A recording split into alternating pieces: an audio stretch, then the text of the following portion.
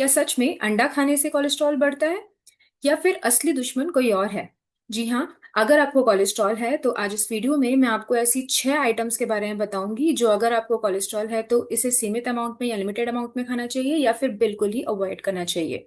लेकिन ये ध्यान रखिए कि मैं सबसे कम हानिकारक वस्तु से शुरू करूंगी और धीरे धीरे मैं लास्ट में उस आइटम के बारे में बताऊंगी जो बिल्कुल ही हार्मफुल है और आपको बिल्कुल ही अवॉइड करना चाहिए। ये ध्यान रखिए कि कोलेस्ट्रॉल एक साइलेंट डिजीज है। ये धीरे धीरे बढ़ता है और आपको इसके कोई भी साइन या सिम्टम्स नहीं मिलते।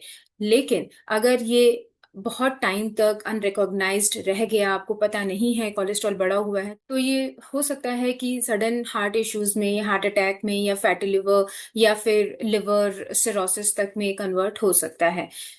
इसीलिए फूड आइटम्स पे ध्यान रखना चाहिए कि आप क्या खा रहे हैं क्या नहीं खा रहे हैं, और इस वीडियो में मैं आज आपको इसी के बारे में बताऊंगी।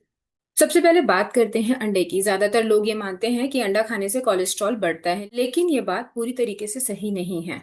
ज्यादातर लोगों की बॉडी में जो कोलेस्ट्रॉल बढ़ता है वो उनकी पुअर लाइफस्टाइल, स्ट्रेस या फिर अदर फूड आइटम्स की वजह से बढ़ता है। तो ये जरूरी नहीं है कि अगर आप अंडा खाएंगे तो कोलेस्ट्रॉल बढ़ेगा। स्पेशली एक बात ध्यान रखने की जरूरत है, अगर आपको कभी कोलेस्ट्रॉल डिटेक्ट नहीं हुआ है या बहुत माइल्डली डिटेक्टेड है तो आप अंडा खा सकते हैं जितना आपकी बॉडी को अलाउ हो, यानी कि आप जितना इजीली डाइजेस्ट कर पाए। लेकिन अगर आपका कोलेस्ट्रॉल बढ़ा हुआ है, ज्यादा बढ़ा हुआ है, तो इस केस में आपको पूरे दिन में 1 से 2 एग लेने की अनुमति है। इससे ज्यादा आप ना लें और हो सके तो ज्यादा आप व्हाइट एग पे कॉन्सेंट्रेट करें अगर आप ज्यादा ले रहे हैं तो ये था आपका सिक्स्थ फूड आइटम जो आपको अवॉइड करना चाहिए। फिफ्थ आइटम जो आपको अवॉइड करना चाहिए वो है फुल क्रीम से बना हुआ पनीर, दही या फिर फुल क्रीम दूध एज इट इज। अगर हम देखें तो फुल क्रीम मिल्क में सैचुरेटेड फैट बहुत ज्यादा अमाउंट में होता है, जो आसानी से आपके कोलेस्ट्रॉल को इंक्रीज करता है और बहुत जल्दी इंक्रीज करता है। तो आपको मैं ये नहीं कहूंगी कि आपको दूध, दही, मठा या पनीर नहीं लेना है, लेकिन अगर आपको लेना है तो आपको टोन्ड मिल्क या डबल टोन्ड मिल्क यूज करना चाहिए, जिसमें सैचुरेटेड फैट की अमाउंट थोड़ा सा लिमिटेड होती है और ये आपकी बॉडी के लिए हेल्पफुल भी है क्योंकि ये प्रोटीनिशियस होता है। फोर्थ फूड आइटम, जनरली हम किसी भी सेलिब्रेशन को जब करते हैं तो हम मिठाइयों को भूलते नहीं है। मिठाइयाँ सबसे पहले आती हैं, कोई भी त्योहार हो या कोई भी फेस्टिव सीजन हो, हम जनरली सबसे पहले मिठाई के बारे में बात करते हैं। लेकिन मिठाइयों में भी सैचुरेटेड फैट बहुत ज्यादा होता है जिसकी वजह से आपका कोलेस्ट्रॉल सडनली बढ़ता है। तो मैं ये बिल्कुल नहीं कह रही हूँ कि आप अपनी जो त्योहार है वो बिना मिठाई के मनाएं, लेकिन अगर आपका कोलेस्ट्रॉल बढ़ा हुआ है तो इसे लिमिट में लें, बहुत छोटे अमाउंट में लें, क्योंकि सडनली कोलेस्ट्रॉल बढ़ सकता है आपकी मिठाइयों से, बिकॉज ये मिठाइयाँ बहुत ही कॉन्सेंट्रेटेड फॉर्म में सैचुरेटेड फैट के साथ बनी होती हैं।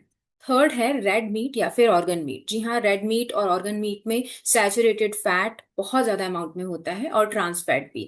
आपकी बॉडी में सडनली जो फैट है वो इंक्रीज हो सकता है, सडनली कोलेस्ट्रॉल इंक्रीज हो सकता है।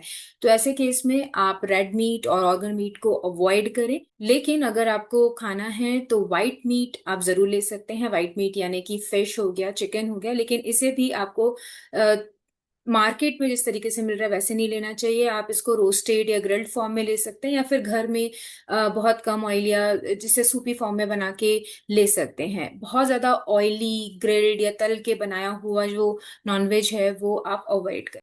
सेकंड है वनस्पति घी या फिर डालडा घी। ये मार्केट में बहुत ज्यादा यूज होता है, लेकिन इसके अंदर ट्रांस फैट बहुत ज्यादा अमाउंट में होता है। अगर आप ये ले रहे होते हैं तो आपकी बॉडी में सडनली कोलेस्ट्रॉल बहुत ज्यादा बढ़ सकता है, तो आप इसे बिल्कुल अवॉइड करें। अगर मार्केट से आप कोई पैकेज्ड फूड आइटम ले रहे हैं और उसमें हाइड्रोजनेटेड ऑयल लिखा हुआ है तो आप इसे बिल्कुल ही अवॉइड करें। अगर आपका कोलेस्ट्रॉल बढ़ा हुआ है तो ये सडनली आपके कोलेस्ट्रॉल को एलिवेट कर देगा। लास्ट बट नॉट लीस्ट, जो बिल्कुल ही आपको नहीं खाना चाहिए अगर आपका कोलेस्ट्रॉल बढ़ा हुआ है, तो वो है तला हुआ खाना।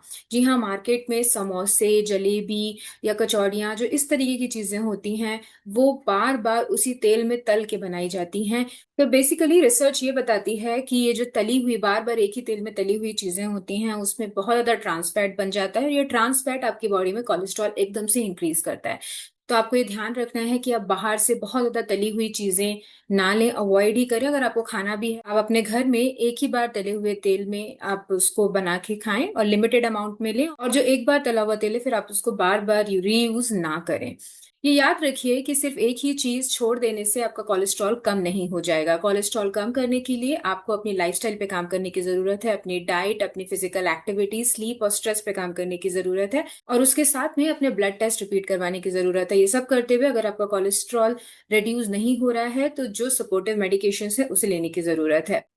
अगर आप ये सारी बताई हुई चीजें अवॉइड करते हुए अपनी लाइफस्टाइल पे ध्यान देंगे तो आपका कोलेस्ट्रॉल जरूर ही कम हो जाएगा। मेरी इस वीडियो को देखने के लिए धन्यवाद। ऐसी ही कुछ नई इन्फॉर्मेटिव वीडियोस लेके मैं फिर से आपके सामने प्रस्तुत होंगी। तब तक आप अपना ध्यान रखिए।